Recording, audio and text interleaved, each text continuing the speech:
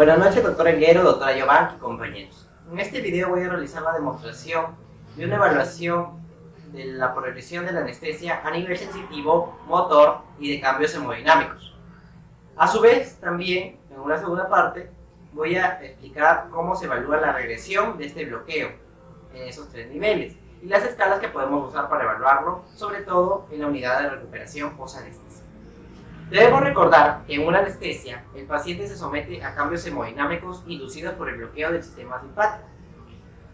Estos cambios van a estar reflejados en la hipotensión y la bradicardia principalmente. Entonces debemos vigilar los signos vitales relacionados con estas dos alteraciones. Para la hipotensión debemos vigilarla con un tensiómetro, el cual nos va a dar el valor de la presión arterial del paciente. Debemos medir la presión inicial y monitorearla a lo largo del proceso quirúrgico. En esta ocasión se va a usar un tensiómetro como aparato para poder medir la presión arterial del paciente, el cual arroja el siguiente valor. Otro parámetro que debemos vigilar es la frecuencia cardíaca, ya que el paciente puede hacer bradicardia. La frecuencia cardíaca puede ser monitoreada mediante un oxímetro de pulso, el cual va a estar colocado en el dedo medio de una de las manos del paciente. Este oxímetro de pulso no solo nos permite ver la frecuencia cardíaca, sino también la saturación de oxígeno, el cual es otro parámetro que también debemos vigilar a lo largo de todo el procedimiento quirúrgico, y debemos anotar su valor al final para que pase a unidad de recuperación post-anestesia. Esto ya lo vamos a comentar en la segunda parte. En este caso, el oxímetro de pulso me muestra los siguientes valores.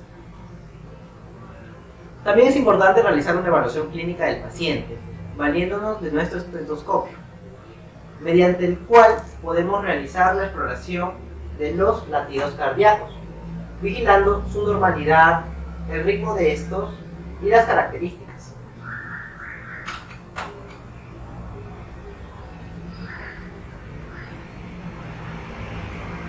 Debemos recordar que los latidos cardíacos deben ser normales, y ante el mínimo cambio debemos buscar la alteración que está causando ese cambio y corregirla para evitar que el paciente se someta o tenga complicaciones.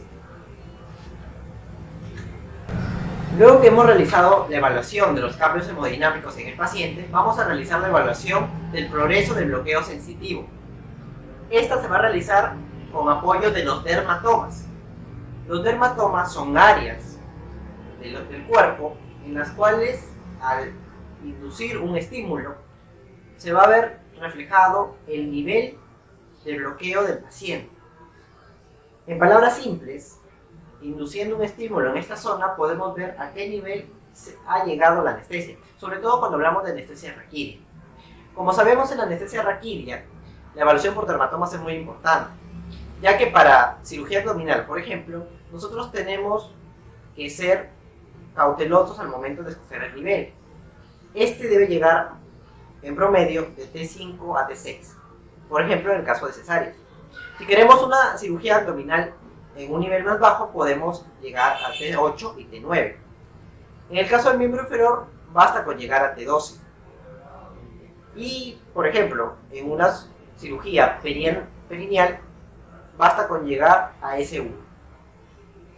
Debemos recordar que la dosis del medicamento, la características del mismo, la posición del paciente, la edad, entre otros factores, van a influenciar en el nivel al que se llega en cuanto a anestesia. Para la exploración del bloqueo sensitivo me voy a apoyar con una aguja estéril y por medio de la misma voy a realizar ligeros pinchazos a nivel de los dermatomas. Los dermatomas a explorar en esta ocasión son los dermatomas principalmente a nivel de L1. Recordemos que por debajo del L1 se realiza el bloqueo. Entonces, a nivel de L1 se realiza la exploración en la región anterior de la pierna. Estimulamos al paciente y le preguntamos las características de su sensación.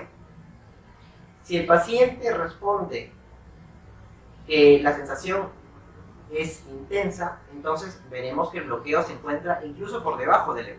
Pero si el paciente nos refiere sensación, significa que hemos llegado el bloqueo a hielo. También es importante vigilar los dermatomas de nivel torácico.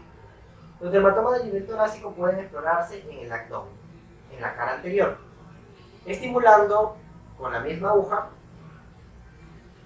en el abdomen bajo de 12, de 11, de 10, de 9 y así sucesivamente. La exploración de los dermatomas va a estar guiada por el siguiente gráfico. Una vez hemos verificado los niveles de bloqueo del paciente, es importante también preguntar por la parte motora. En cuanto al movimiento, para evitar movimientos no esperados durante la cirugía, se le va a preguntar al paciente por movimientos espontáneos, si pudiera mover o flexionar las piernas, principalmente foco de atención cuando hacemos un bloqueo de este tipo, un bloqueo raquídeo. Y si no lo pudiera hacer, significa que se ha alcanzado el bloqueo motor.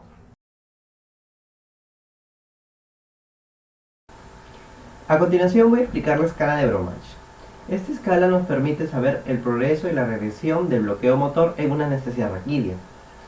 Este se compone por 4 ítems, numerados del 1 al 4, en el cual el 1 se correlaciona con un bloqueo nulo del 0% y el 4 se correlaciona con un bloqueo completo del 100%.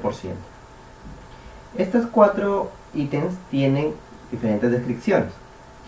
En el nivel 1 tenemos un bloqueo nulo del 0%, en el cual el paciente puede flexionar los tobillos, las rodillas y la cadera.